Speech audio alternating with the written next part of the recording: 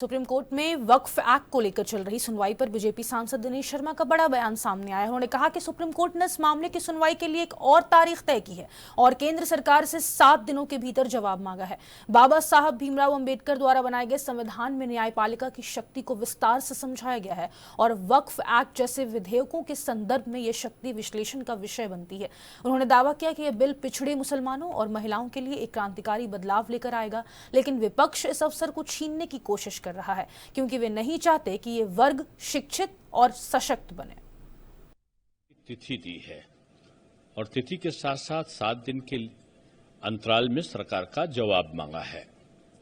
तो मैं समझता हूं कि किसी भी न्यायालय में कोई याचिका होती है तो एक सामान्य प्रक्रिया माननीय न्यायालय करता है।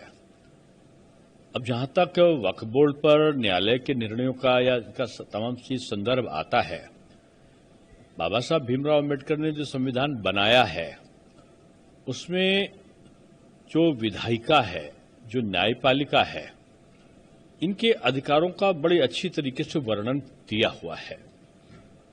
वक्फ बिल अब एक विधेयक बन चुका है और विधेयक के संबंध में क्या अधिकार होते हैं, ये एक विश्लेषण का प्रश्न होगा।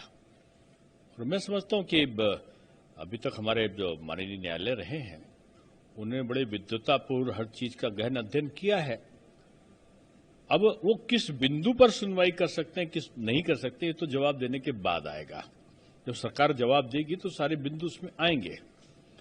लेकिन ये जरूर है कि ये बिल एक क्रांतिकारी परिवर्तन, जो वंचित, जो पिछड़ा, जो महिला, जो तलाकशुदा महिला, वृद्धा मुस्लिम महिला हैं, उनके लिए वरदान रहा है और विपक्ष उस अधिकार को मुस्लिम वर्ग से छीनने की चेष्टा कर रहा है।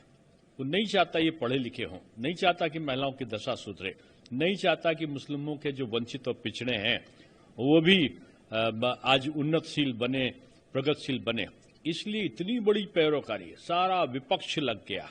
सारे वकील, जो तथाकथित वकील, जो अजमल से लेकर, अजमल कसाब से लेकर और अफजल गुरु तक के पैरोकार रहे हैं, वो सारे के सारे आ गए एक साथ। और उनको बंगाल की चिंता नहीं दिखाई पड़ती जहां पर हिंदुओं का